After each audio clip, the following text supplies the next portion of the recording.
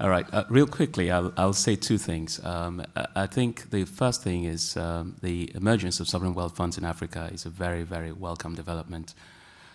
More for orthogonal reasons, such as the need for transparency in the use of capital in Africa. And I think once you start to make the resource control and distribution transparent, that solves a lot of problems, including political problems, I think. And I say this in the context of Nigeria, where if you had set up the sovereign wealth fund in Nigeria 20 years ago, with very minimal returns, let's say 2–3% returns, you'll be looking at something closer to $60 billion today.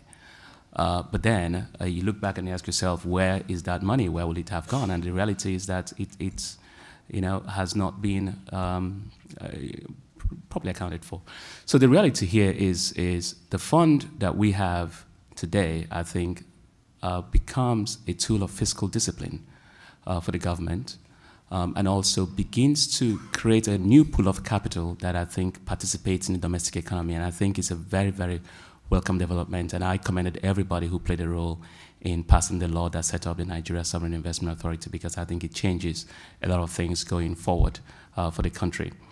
Now, in terms of the way this was set up, I think the first thing that the government did right was to have a law that sets up the fund.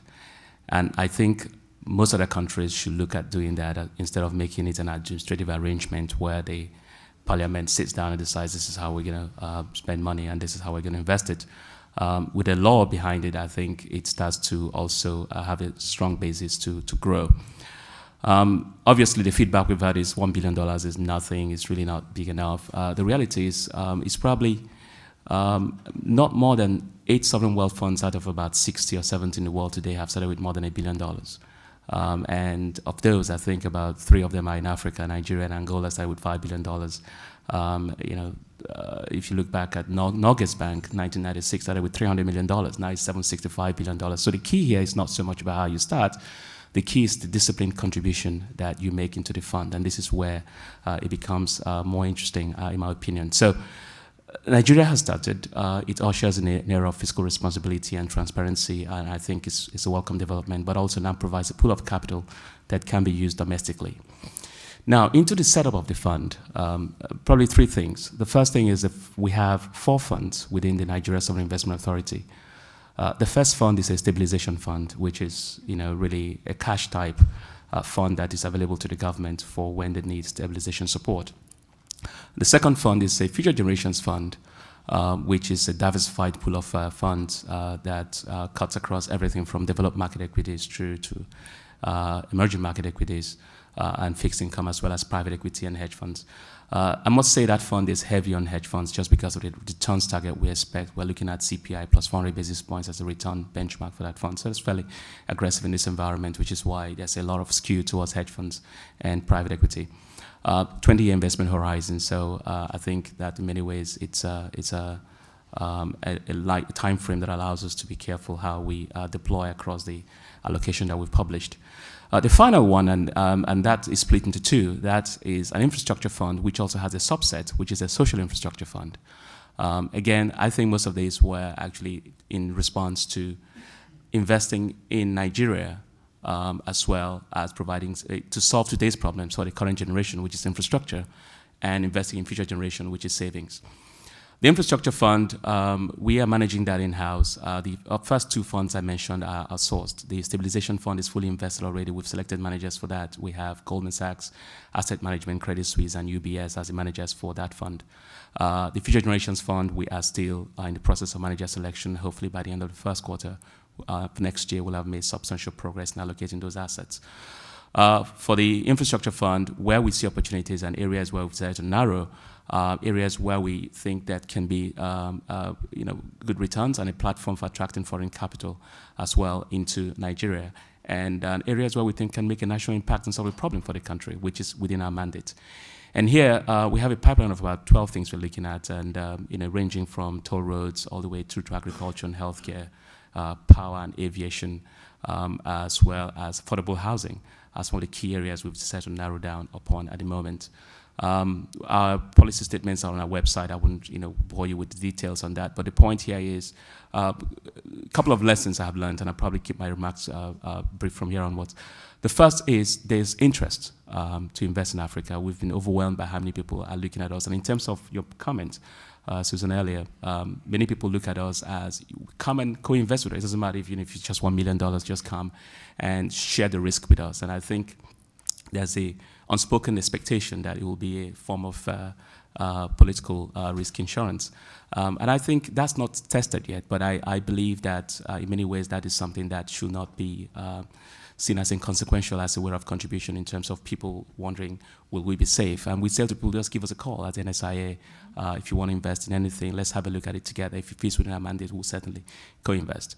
The second lesson is, look, this is a startup company, and we've built a very, what I think is a very good team, but it's also a team that's learning to invest together. And we stepped back to try and have partnerships with firms that we can work with. We announced 3 out of 4 of those partnerships. We have one with General Electric, where we're looking at opportunities in aviation, power, healthcare, as well as rail sector. We announced one with IFC, where we're looking at a whole bunch of things, including affordable housing. And then the third one is with Africa Finance Corporation. And there's a fourth one that at the moment we will announce when we have a transaction on the table. So we have these relationships that I think that are helping us leverage resources that we didn't have as well, and hoping that we can have our first announcement on infrastructure before the year is out. So this has been the progress made. But the third lesson, and I think something I really want to mention here is the biggest challenge we face is in the quality of the deals that come to us. Deal preparation is still a challenge in Africa. And to address that, one of the things we did was to create a subset of our fund, dedicate that to project development.